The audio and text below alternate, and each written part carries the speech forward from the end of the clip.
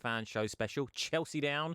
Next up, it's Leeds United. Millwall coming at 9pm. Then at 10pm, Brighton and Hove Albion. And at 30:30, we will be doing our El Clasico Fan Show. Barcelona and Real Madrid, of course, just in case you didn't know that. But Leeds, next up, of course, they face QPR in the Championship this weekend. QPR, of course, without a win in 2. Leeds United, of course, without a win in 2. We are going to be looking at that game and, of course, reflecting on the goalless draw with Sheffield Wednesday last week. Both teams with an opportunity to go to the top of the Championship, but they played out what you could say was a rather entertaining 0-0 draw at Hillsborough. Leeds United Fan Show coming up next after this news update. On digital radio, online, mobile and smart speaker. This is Love Sport News. From the Sky News Centre at 8, Boris Johnson's rejected an ultimatum from Nigel Farage that he sign up to a Leave alliance. The Brexit Party leaders urged the Prime Minister to ditch his withdrawal deal, saying otherwise he'll field candidates in every constituency in Great Britain. But Mr Johnson's not interested. I've ruled out a pact with everybody because I don't think that it's sensible to do that. We're proud of our beliefs, we're proud of our one nation conservatism. The PM's also said sorry for failing to deliver Brexit by yesterday as promised. Essex police say they now believe all the 39 people whose bodies were found in the back of a lorry last week are from Vietnam. Officers are now in contact with a number of families in the country. Detectives had previously said they were Chinese. Earlier proceedings started against a man in Dublin to bring him to the UK to face manslaughter charges. A toddler's died after falling several storeys from a high-rise block of flats in North London. Neighbours say the 18-month-old boy had been able to open a faulty window which had been reported but not repaired. A report into the London Bridge terror attack has called for regular reviews of potential extremist targets. The Chief Coroner's published his recommendations following the deaths of 8 people in 2017. He also criticised MI5 for suspending an investigation into Karim Butt, despite identifying him as a person of interest. But security expert Will Geddes says services just don't have unlimited resources. Hindsight is always a wonderful thing, to go back and say, well, it was de-escalated on this particular individual. But one's forgetting that there was probably someone else that had to take priority. Google is buying Fitbit for £1.6 billion. The fitness company has more than 28 million active users around the world. The firm's chief executive says it'll exploit Google's resources to accelerate innovation. And the Queen sent a good luck message to England's rugby union team ahead of their World Cup final tomorrow. She sent her best wishes for a memorable and successful match against South Africa. That's the latest. I'm Barry Weir. Love Sport Radio. On digital radio, online, mobile and smart speaker. This is the Leeds United Fans Show.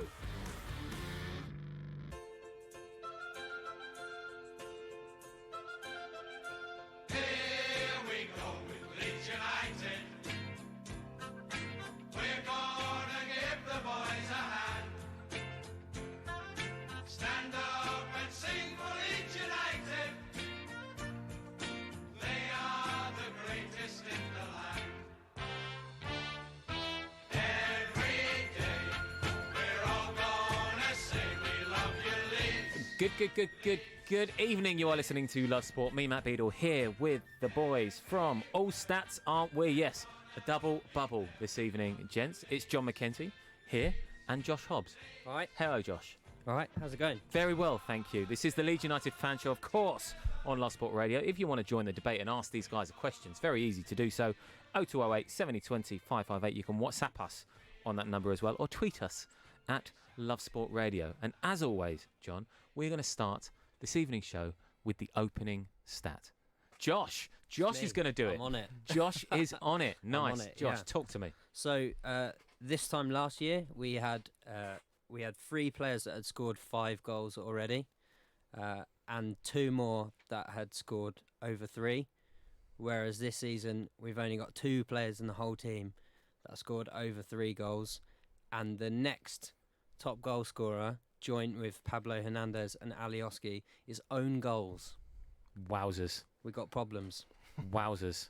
Fellas, the opening stat, I have to say, is always my favourite part of the show. Really? It's all downhill from here. That's the bit I message John from home. Yeah. Say, John, It's usually Josh that sorts say this tonight. Nice. Instructions. Wow, so the goal scorers are? Bamford with 4, and Nketiah with 3. He has 5 in all competitions, but only 3 in the league. So this is quite incredible because the goals scored for Leeds United this season, so it's 17 goals, right, in 14 championship games so far. That is an incredibly low tally.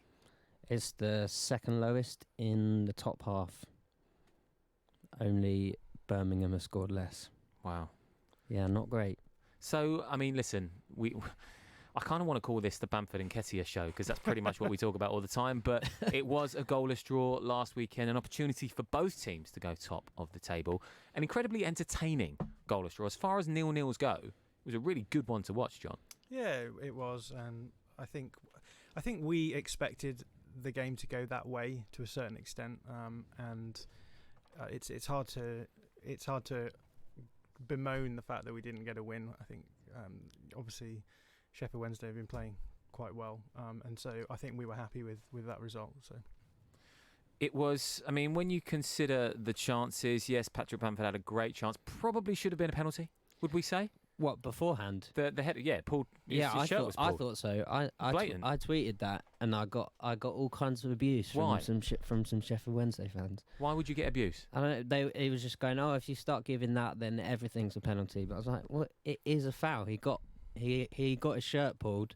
He still managed to get the header away, and it was an unbelievable save from Westwood." But I mean, there's another podcast that I was listening to that was basically saying he should have scored. It was a weak header, but for me, that he did everything that he should have done. Yeah, incredibly so. I mean, was it a slightly weak header? I don't know whether that was impacted with the fact that he did get his shirt pulled. I don't know. It wasn't a particularly quick ball across the box, so he tried to get as much as he could on it. But like you said, a great save from Kieran Westwood. I thought it was in. I thought it was in. Then I thought it was given as offside. I was convinced it was in. But yeah, I think it was. He did everything right there. Potentially a penalty, but there was the Ben White incident as well later on that a lot of people thought was a penalty, which I thought was less convincing. I thought that was a definite pen. I think anywhere else on the pitch, it's that classic. Anywhere else on the pitch, neutral and objective, me. Whatever. But anywhere else on the pitch, that's a penalty. I mean, that's a free kick. When it's in the box, why is it not a penalty? He's gone into the back of him and knocked him off his balance. I thought that he'd lost control and sort of then was forced to slow down, and then the player ran into the back of him a little bit. John likes to be the alternative view. That's right. The reasoned voice. Trust John the process. McKenzie, absolutely. Trust the John McKenzie process. We will quickly discuss it because, again, it was something that came out after the game, Bamford or Nketiah. I thought when Nketiah came on, more so than I think any other time I've seen him this season, I personally think he made quite a big impact. I was listening to Dean Ashton speak on the Quest highlights that we now see, of course, and he said, difference between the two, I don't think Nketiah made much of a difference to the way that Leeds set up. Personally, I thought he did. I thought he looked quick. I thought he looked sharp. I thought he looked on it more so than Bamford. I think we've always talked about the fact that when you pick one or the other, it's not just that you're picking a different player, you're picking a different style of play.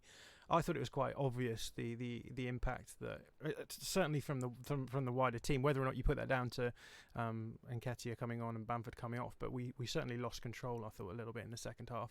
That said, I thought Nketiah played quite well. One of the things that Josh and I have talked about actually with the difference between Nketiah and Bamford is the way that they progress the ball down the field. Nketiah likes to get the ball face to goal and run, and likes to exploit space in that way, whereas Bamford likes to run back towards the ball when his teammates have got it, take the ball in and then feed it wide into space, which I think is what Bielsa really likes about him. So he allows he sort of drops in and allows the two wide players to extend beyond him into those corner spaces, and then that then allows them to put the ball across. I think that's probably it probably allows us to control the games a little bit better. But my position has always been at this point, I just want us to go with one or the other. I don't think there's a huge difference between the two of them, but it's going to be interesting in the QPR game because it's likely that Nketiah is going to score, so we're finally going to get the chance to watch 90 minutes of Nketiah and see if it makes a huge difference that we're being told it will. Likely that he's going to score. I like that as positive, John. Did I say score? Yeah, but I like it. It's good. That's a Freudian slip, yeah. There has been talk, and there always will be talk, of course. January is not far away that Leeds will dip in to the transfer market for a striker. Josh, do you think that's the solution to this problem? Not for me. No, if we're going to make a signing, I wouldn't make a striker. I think I'm with John that Bamford does so much. I personally feel when I say that stat that I opened with, that there's no one else is scoring. It like if your striker, who has been your top scorer, hasn't scored in 2 months and he's only on 4 goals, it's a fair expectation that someone will overtake that.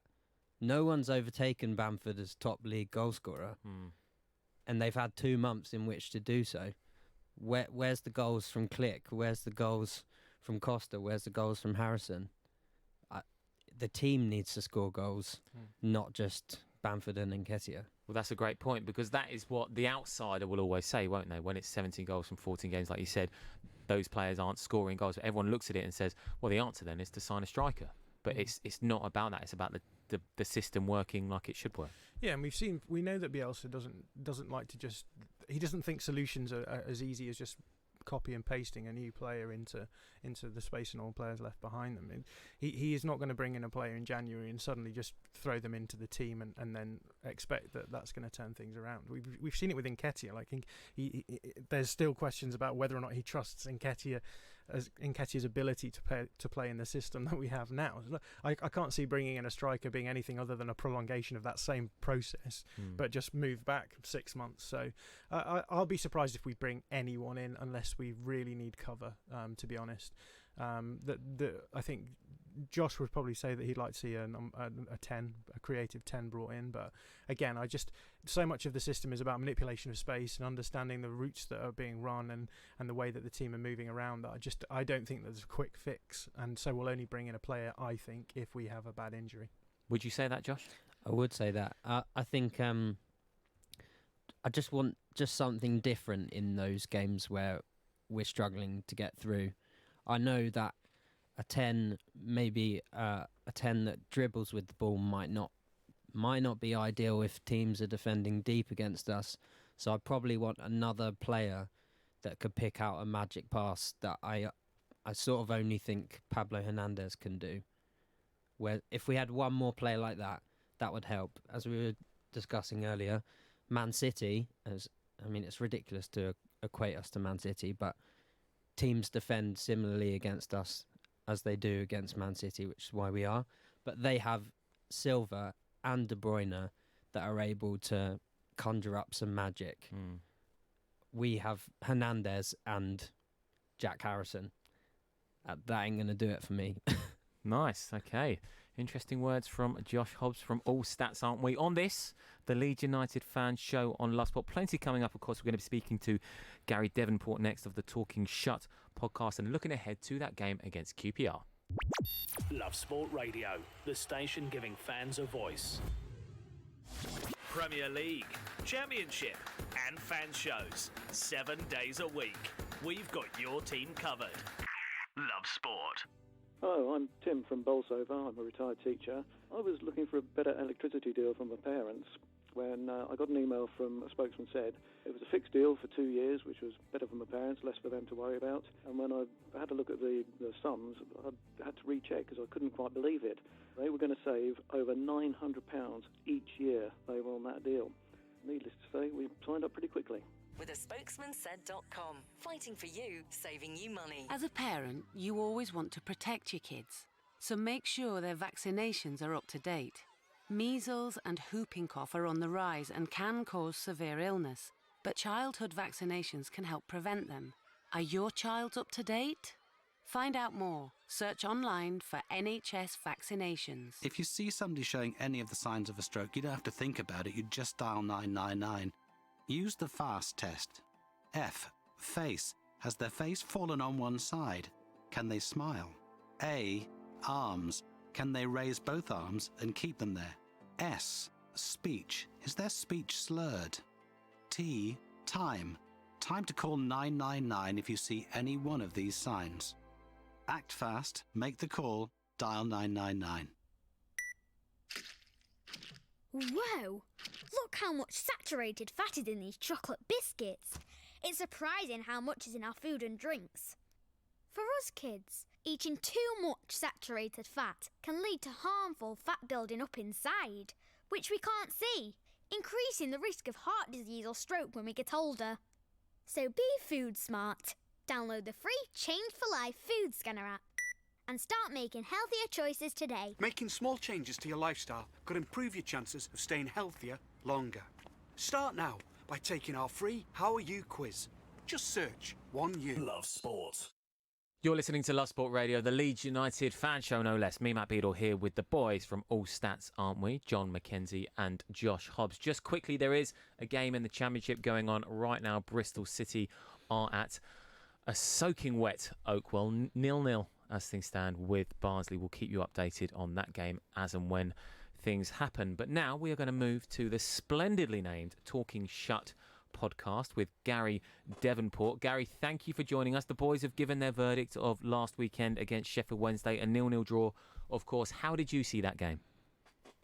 To be honest, I thought it was a little bit more of a tougher game than possibly we expected. I think that Wednesday's position in the table probably were a little bit deceiving. I thought they were quite well set up. They made it hard for us.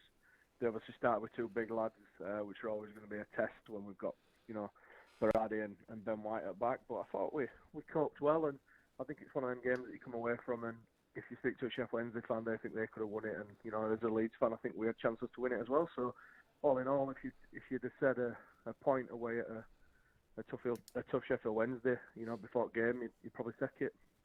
Hey Gary, it's John here. Hey John, you all right? Yeah, good, thanks.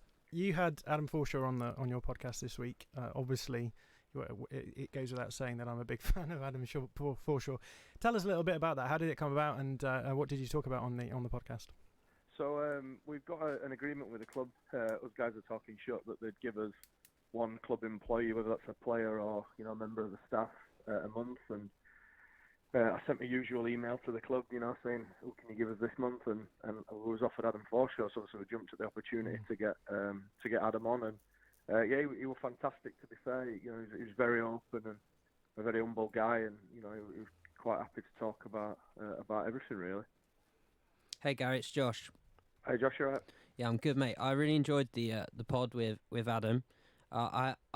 There's a bit that really stuck out to me that made me laugh when Binky, who's one of the co-hosts for those that don't know Talking Shut, when he said to Adam that he wasn't a fan of his last year.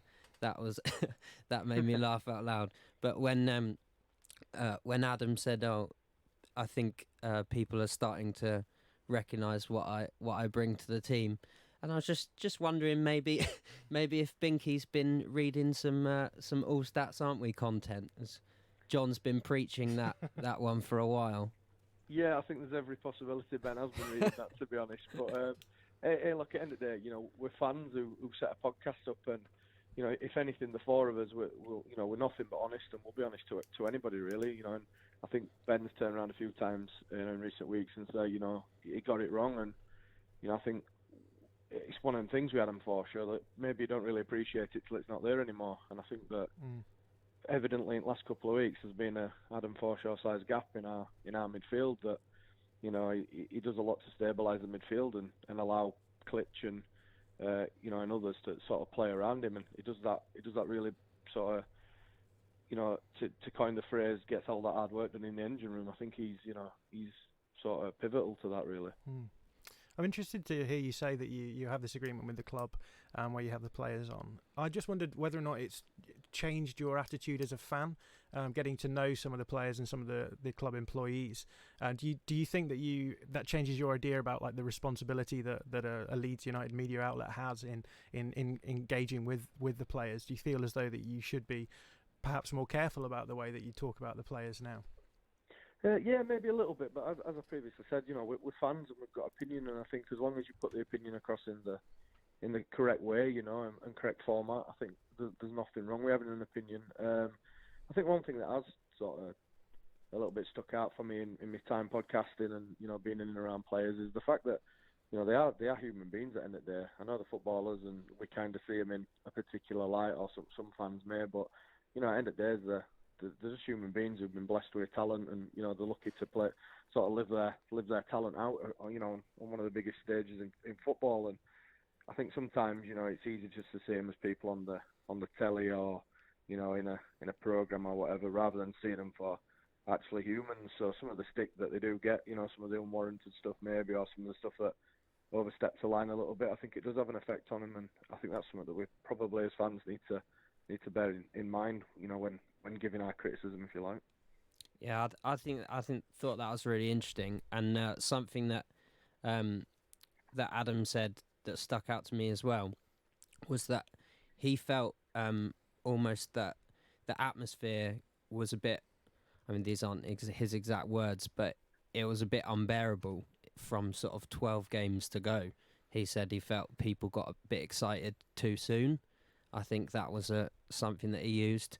I remember thinking around the Norwich game, the Sheffield United game, the build-up amongst the fan base, even just on Twitter, it was like unbearable. And yeah, it was really interesting to hear what he said, how that sort of affected them travelling into the stadium.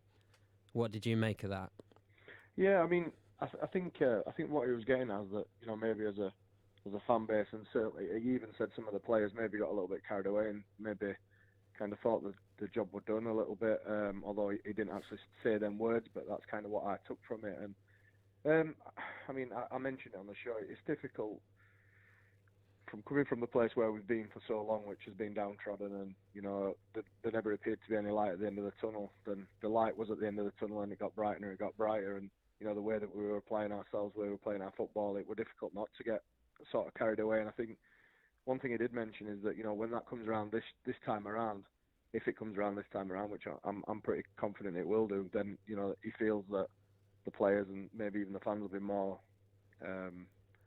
sort of positioned to take things game by game rather than maybe seeing it, you know, 10 games into the future kind of thing. Because I remember last season there were talks of, you know, when we could win the league by, and then lo and behold, we're still in that league. Just a question again about the Leeds United media, fan media in particular. Do you think that this is the best time to be a fan of Leeds United, given the amount of media outlets there are out there for anything that you want to see, really? Yeah, absolutely. I think before I started talking shit, I worked for the Supporters Trust, and when I first started working for the Supporters Trust, it was quite a divided club, to be honest. You know, some fans sat on one side of the ownership, other fans sat on the other side of the ownership, and then the ownership changed. And I do think there's been a lot of work gone into it from the club, but also there's a lot of work from the fans as well. I mean, you know, there's literally a podcast out there for everybody now with relation to Leeds United, and, you know, that can only be a good thing. You know, there's independent fan channels, and there's different types of podcasts popping up all over, and then, you know, there's your more well-established podcasts and fanzines. And at the end of the day, you know, it's sort of a little bit for everybody. You know, people pick up what they like, and, you know, they'll listen to that, and, you know, various other things. So I definitely think as a fan base, there's definitely some form of enrichment there that you can just basically pick and listen to whatever you want, really. I really agree with you, Gary, actually, by the way. And as someone who, I'm not an avid listener of the Talking Shut podcast, but I have to ask, obviously this is in reference to Carl Shutt. Has he got any affiliation with the podcast? Has he been on the show? Well, it's a bit of a long story, so I'll try and keep it brief. But basically, I ran the podcast for the Trust with Binky, and when that sort of ended for us too, we got approached to start running this podcast, and we sat and mulled over a name for absolutely ages. And, you know, as you know from listening to Talking Shut, we don't particularly take ourselves serious. So it came up with, you know, Talking Shut, and it was a little bit of a dig at ourselves, you know, for a word that rhymes with shut, but also obviously linked to Carl as well. And when we first did start, we did actually reach out to Carl to try and get him to come on, but he was a little bit reluctant to do that. So yes, so that's kind of where the name came from, really. You know, a bit of a light-hearted poke at ourselves, and then, you know, as the podcast has gone on, it's, you know, it gets mentioned to us every now and again. The other one that rhymes with shut, but, you know. Oh, it's a shame. It's a shame he's not been on. Carl, if you're listening, get on. We can talk about Stuttgart 93. That's what everyone wants to talk about. Gary, mate, before you go, just quickly on tomorrow's game, a quick prediction. Yeah, again, QPR have been a little bit of a surprise package. I mentioned on this week's show that I tipped them to be basement merchants and to struggle, but they've been a surprise package. But as I stick by, and I do genuinely think it, I think we've been terribly unlucky with some of the games that have gone on this year, and I do think we've got another couple of gears to click through. And it's just a case of now, getting that time to start, getting that run together, and getting clicking through them gears, because, we're not conceding a great deal. We're fairly solid in defence. It's now time to start showing a bit more of a lethal touch up front, and what better time to do it than at Ellen Road, and sort of send a message to the league. Nice one, Gary Boss. Thank you very much for joining us. No worries. Thank you very much. That was Gary Devonport of the Talking Shut podcast. Great chat, that one, fellas. What a great guest to have on. And it is in reference to Carl Shutt, of course. Now, Carl Shutt, when he was at Leeds United, did spend a little bit of time away from Leeds on loan at Malmo in Sweden, which brings us nicely into our next section. What a transition. There you go. I tell you what. That was sensational. That's what you get on Love Sport Radio, my friends. Guys, you want to talk a bit about loans, Leeds United loans in particular, of course. Yeah, this was Josh's idea, so I'll let him intro it. Well, I think pretty much everyone at the moment is waxing lyrical about Ben White. He's been unbelievable coming in on loan and replacing Pontus Jansson. So I just thought, why don't we talk about loans? What best and worst that we can remember? So I've made a list of my top 5 and my top 5 worst. So my best and worst here. So your best 5 loans and worst 5 loans at Leeds United. You managed to say that better than I did. So I'm gonna. Should we go just run through it? I'll take one each. I haven't drawn up a list, so we'll go through yours. And I'll throw some. Just John's off the cuff. I'm off the cuff. I've got a list here. Poor with his preparation is what I think. I'm all about the bad loans, I've got a list here, and I'm scrolling through it, and I'm like, that's a bad one. That's a bad one. I'm going number 1 then for my top 5. I'm going Max Gradle. Right. He was big when we needed him in the 2010 promotion season when he was scoring goals when Beckford went off the boil. We won't talk about the Bristol Rovers red card on the final day when it could have all gone. But I'll match that then with I will match you. I'll say Pablo Hernandez because he started out on loan, and what an important player he has been and is. Unbelievable, yeah. I'm cheating, and I'm going for a combination here of Bartley and Janssen together because they were.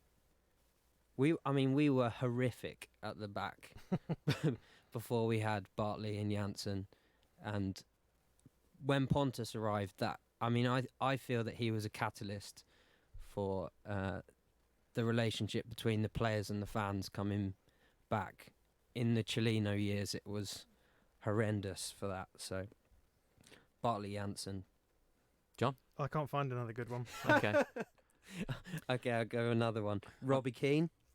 9 goals in 18 games on loan back in the 2001 season, I think, 2001. 0102, our producer Paddy is telling us. Yes. I remember a great overhead kick he scored. It was in the air for ages. It was class. Yeah. That was at a time when you had so many. I think Darren Huckabee was at the club at the time, wasn't he? You had the less so said many. about Huckabee, the better, I think. But well, yeah. The problem was you had too many players at that time. I think it was 4 million or so, wasn't it, from Coventry? You kind of didn't need him at the time, but you signed him just because he was there. I think we actually got him from Inter Milan.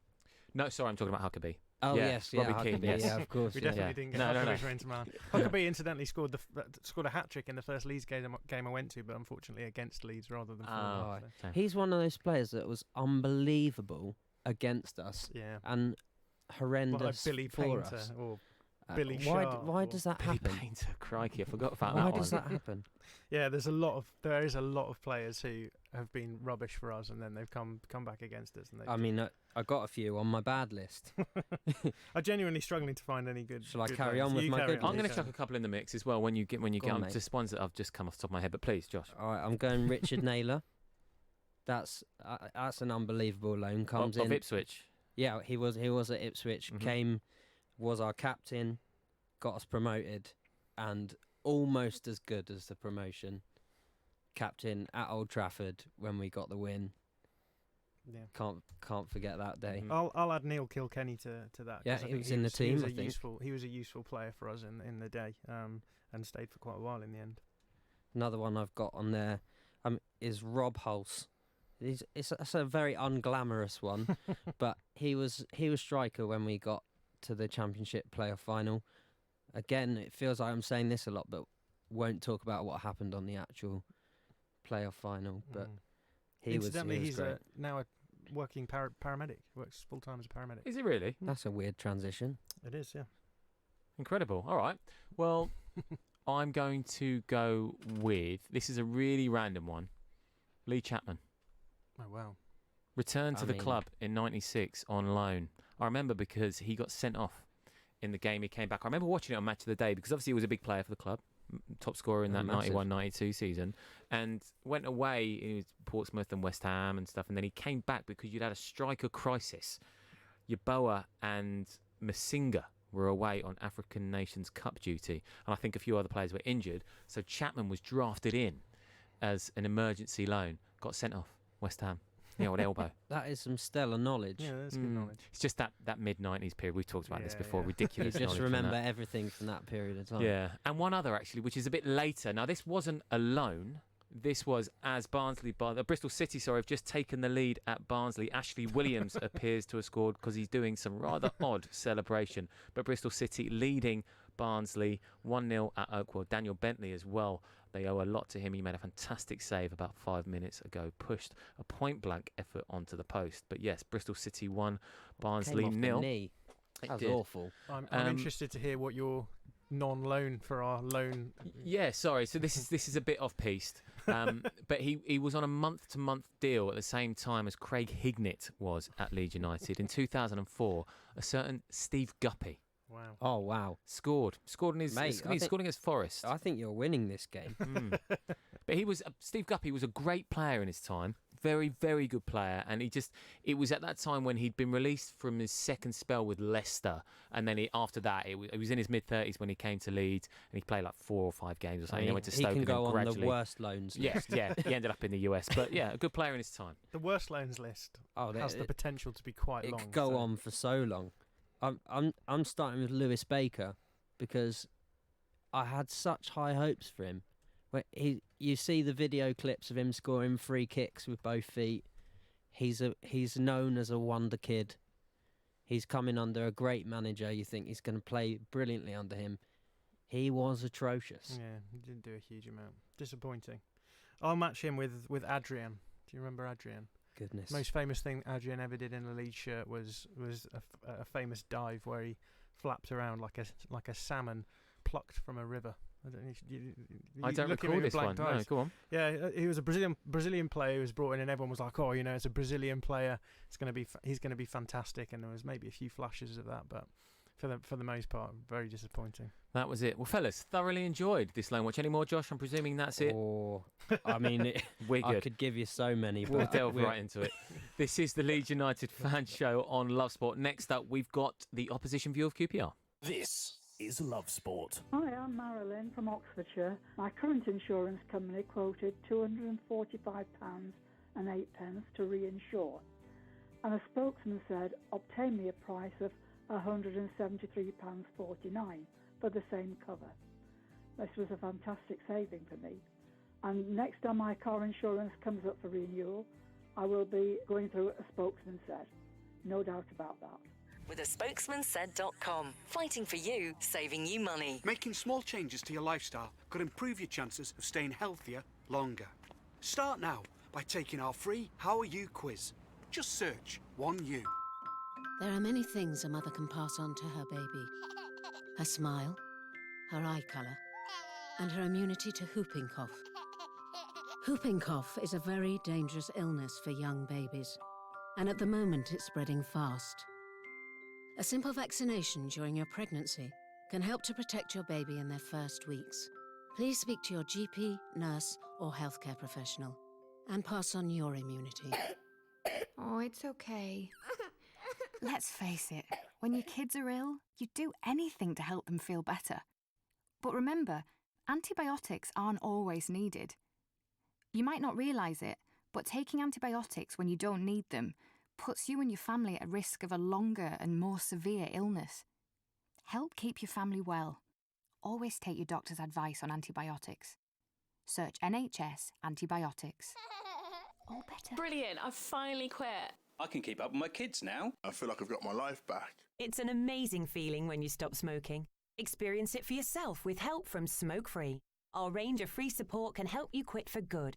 From our app to emails, face-to-face and online communities. Search Smoke Free, because there's only one you. Think the energy price cap will save you money? Think again. You could be saving a lot more on cheaper energy tariffs. Price comparison site A Spokesman Said will show you just how much money you could be saving against your current tariff. Don't throw away your hard-earned money to the energy companies. Check out aspokesmansaid.com and you could switch to cheaper bills in minutes. thespokesmansaid.com. Fighting for you, saving you money. This is Love Sport. The opposition view on Love Sport. This is the opposition view on Love Sports. The Leeds United fan show, of course. Myself, Matt Beadle, joined by the guys from All Stats, aren't we? John McKenzie and Josh Hobbs. Now, we're going to move on and speak to Flo Lloyd-Hughes from the QPR podcast. Flo, it's very good having you on. Of course, QPR without a win at Ellen Road since 2013 by my records. Of course, I believe Rangers went up that season, but not a win since. How do you see this one going? I'm not feeling that positive. I mean, we haven't kept a clean sheet this season, so there'll definitely be goals. I think it'll be a pretty open game, so I'm thinking maybe 2-2. Hey, Flo, it's John here. Hiya. Just a question about, I think a lot of Leeds fans that we've spoken to have been quite surprised at how QPR have performed this season. They're doing, I think, on the whole, a little bit better than people expected. Why do you think that would be the case? Well, to be honest, I was pretty surprised at the beginning of the season when we started doing so well, because most fans expect us to finish, like we have over the last few seasons, which is kind of in the sort of bottom half of the table, pretty low down, 16, 17, 18, kind of never quite scrapping for relegation, but, being in the mix. So we were quite surprised, especially with the turnover. I think we've been quite lucky, to be honest, to get players like Naki Wells, who, I think he's already got 8 goals this season. So he's kind of having that ability, like, someone who's signed to a Premier League club, technically, having that ability, when you see him play, you can see he's so much better than a lot of strikers we've had over the last few years. So having someone like that, just having a really attacking mindset. We've had a couple of managers over the last few seasons who have played quite negatively. Obviously, having a player like Matt Smith, a big sort of battering ram, you've got to play a certain way, so we were sort of restricted.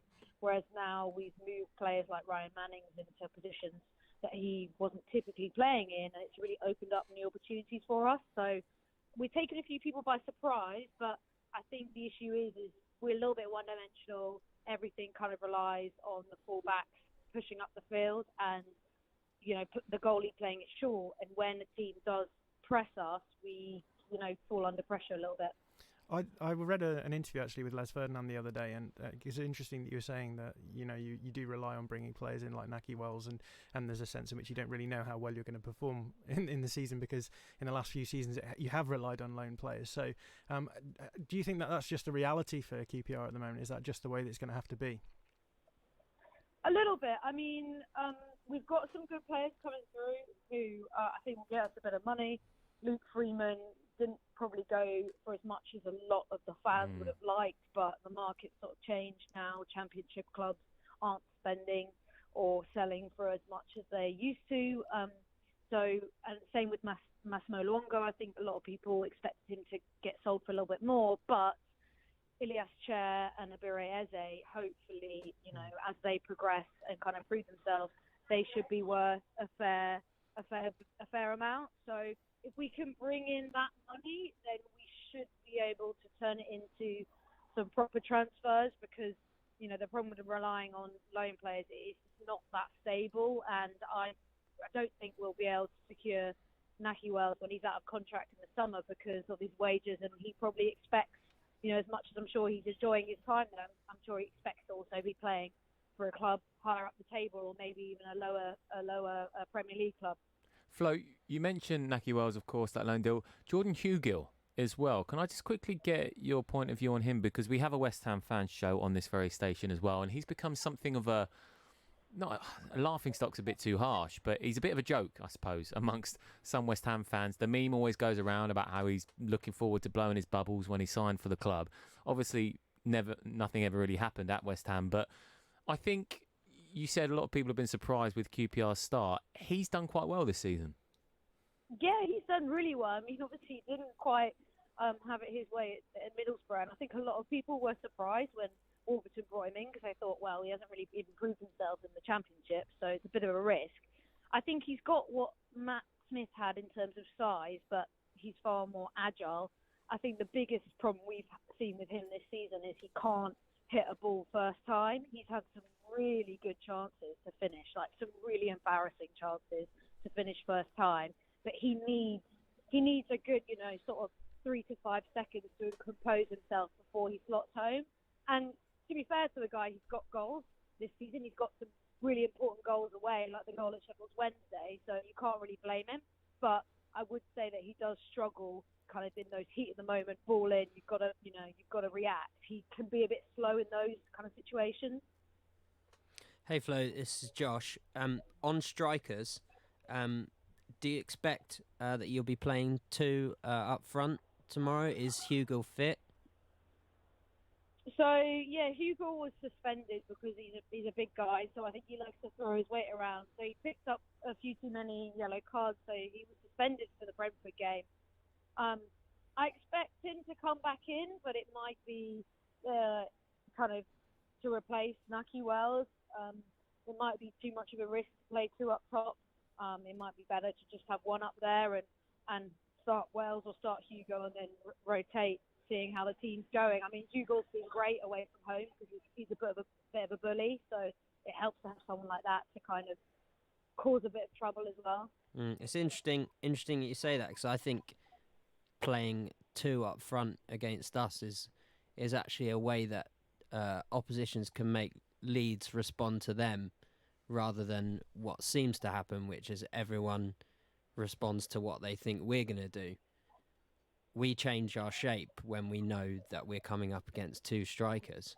So I think if I was an opposition manager, I would try that more often against Leeds. I think if we were at home, we definitely would. I think it's that classic sort of negative mindset when you're away from home and you sort of want to try and play it safe. I mean, even on Monday night, we were at home against Brentford and we played 1 up top. Obviously, Hugo was suspended, but we still just started with Wells and had sort of Eze, Chair and Nate Samuel sitting behind him. So because we're so focused on working through the wings and the flanks, it makes the sort of 2 up top less important because it's all about those who are kind of providing and working their way into the box. And Eze, who hasn't started as an out-and-out striker, I think he's got 6 goals so far this season. So we're not necessarily relying so much on like the typical, 2 centre forwards. You are the only team in the top 10 who've got a negative goal difference, and you, as you said, you play attacking football. You've scored a lot of goals this season. That must mean that you have quite a leaky defence. Is that the case, and is that something that worries you? Oh yeah, 100%. I mean, we haven't kept a clean sheet. Our goal difference is only matched by those in the sort of bottom 4, which is a real concern. But it's typical of Warburton. I mean, if you hire him, that's what you get. So it's a risk you take by getting him in as manager, because it's never been something that he's really focused on too much. And he's changed our style completely. But the back 4 hasn't, or the back 2, especially the 2 centre-backs, haven't really changed in the way they play. I mean, Tony Leistner is a very traditional sort of big centre-back who is well suited to the Championship, but makes those classic errors, a high ball over the top, and he's done for pace every time. Grant Hall's had a really bad history of injuries and is, barely keeping it together sometimes. And Johan Barbet has conceded, I think, 4 penalties already this season. So it can be a bit of a kind of calamitous defence. And, Warburton, I've asked him myself in post-match interviews, and every other journalist has asked him the same thing. Are you worried about this? And he just said, no, it's fine. We'll just outscore them every time. So we'll see, but obviously didn't win against Reading, lost against Brentford. So, there's some things that sort of need to be ironed out. But his tactic at the moment, and the tactic that he's sort of built his career on, is just, score as much as you can and the rest will come. Flo, it's been great having you on. Just before you got a quick score prediction for us? 2-2, I think. Ooh, very eventful game at Ellen Road tomorrow. Flo, thank you very much for joining us. Cheers, guys. That was Flo Lloyd-Hughes of the QPR podcast. Next up on the Leeds United Fan Show, it's my other favourite part of the show. My first favourite, of course, is the opening set. What I like is that we bookend it. Beginning and the end. You keep me excited, chaps. It's the listener questions. Of course, Leeds United Fan Show on Love Sport. Giving your team the coverage they deserve. Love Sport Radio. Full of skill, full of flair, full of desire. Fulham FC is full of fire. Be there at Craven Cottage as Fulham continue their surge towards the top of the Sky Bet Championship. Watch the unmissable action live in SW6, home of London's original football club. Absolutely brilliant. Grab your tickets now at fulhamfc.com. When your kids are ill, you just want to help them feel better. But you don't always need antibiotics. Get advice from your local pharmacy or search NHS Choices. Before you set off on a long journey, remember to check your vehicle. Are your tyres correctly inflated? And are the treads deep enough? Have you got enough fuel? Is your oil level right? Checking your vehicle doesn't take long, but can prevent a breakdown or accident. And save you money. So, before you set off on a long journey, check your tyres, fuel, and oil. Highways England, connecting the country. If you fall asleep at the wheel, you'll put your life in danger, and the lives of others as well. Before you feel tired, pull off the road into a services or other safe area. Drink some strong coffee, and take a quick nap while the caffeine kicks in. If you're having a nap, you've left your lights on, sir. Right, cheers. Think. Don't drive tired. As a busy mum, you're juggling loads of things. And when your kids are ill, you just want to help them feel better. But you don't always need antibiotics to help them get better. For things like sore throats, coughs and colds, you can get advice from your local pharmacy. And you don't need an appointment. To find your nearest pharmacy, search NHS Choices. Love Sport. This is the Leeds United Fan Show on Love Sport. Me, Matt Beadle, here with the guys from All Stats, aren't we? John McKenzie and Josh Hobbs. Fellas, of course it is QPR this Saturday, and a win would be amazing in so many ways, to quote the great James Milner. Don't know whether you saw that, his quotes. It would be amazing in so many ways to return to Leeds United. To be fair, it was in his new book, and he kind of got asked what he said. I always get asked the question. My dream. Well, he says that. He says, I always get asked the question when people bump into me in the road. They always say, or on the street, sorry, not in the road, they're not walking through the middle of the road. On the street, would you ever come back to Leeds United? He kind of said, circumstances have to be right for both parties. But if they were, I'd love to come back. Even more so now, right? I would be in heaven. I think I'm not. I don't think I'm very nostalgic. Well, I was going to say, you're boring, John. In terms of James Milner, though, obviously he was the youngest goal scorer, wasn't he, for Leeds United in the Premier League? 16 when he scored. So, what's the feeling like towards him? Obviously, he didn't spend a whole lot of time at the club. Eventually, moved on. But is he something of a local hero? Did he develop that status? Yeah, I think so. And I think we, as fans, have probably lived vicariously through Milner in the Premier League, and because Delph, I think, because we've plummeted so far, and he stayed up there and has had an amazing career since. I celebrated Liverpool winning the Champions League because it meant James Milner won the Champions League, which kind of means that Leeds almost won it. Yeah, right. in my head, it was like that's a bit of ours. Yeah. Yeah, I mean that's obviously ridiculous. But So when Man United won the Champions League, Alan Smith obviously was, I don't You can't think celebrate Man I don't think he was even involved in that, was he? I'm not having that one. No, I'm not having that one. Sorry, Paddy's just shouted in my ear that Alan Smith had gone. You're right. He scored in the 2006-7 run against Roma. Yes, that is correct. Well done, Paddy. I still love Smith, though, for the record. I know that's controversial, but I loved Alan Smith, and I always will. I never loved Alan Smith. Oh, You never loved you Alan really- Smith. Come he's the- on, mate. John, you must have loved him at some come point. on. No, not No, at all. he scored against Liverpool at Anfield. No, Come He on. was just one of those players that I was never a great fan of, and then he went to Man United, Wow. and that was Never it. a great That was, fan of that Alan was Smith. It's confirmed because- everything I thought about him, really. It's because John doesn't appreciate those aspects of the game, the blood and thunder and the. He's got a and chance. the Just heart. numbers, isn't it? Just The numbers. heart. That's all you care about. Yeah. He's got a chance. That's what David O'Leary always used to say. They used to always ask him about Alan Smith. He used to say, he's got a chance. And you've nailed that accent as well. And it's like David O'Leary's in the room. Paddy, of course, is Irish. He's fuming about that. Listen, fellas, we're going to move on to the listeners' questions because we've got about 8 minutes left and we want to rattle through the hundreds of responses we get to listeners' questions. We are going to start with Barney. Are we expecting too much from the players than we should be? We should remember that we have a world-class coach working with players that are already playing to their full potential. That's from Barney. Yeah, I think both Josh and I agree on this. I think we think that the current squad are taken for granted a little bit. This is a squad, the majority of whom finished low table in before Bielsa arrived, and we've not done a huge amount of investment in the squad. So I think what we're seeing from the squad is probably an overperformance from anything that they've done before. But that's partly, I think, what the so-called Bielsa burnout comes down to as well, is that you get a group of players who aren't used to being in this sort of scenario where they're challenging for the top of the table, and that they just aren't ready for that kind of psychological pressure at the end of the season. So for me, yeah, we're expecting probably more than we should from the players. But at the same time as that, I would say that whilst the expectation is probably too high, they can still win the league and even maybe should.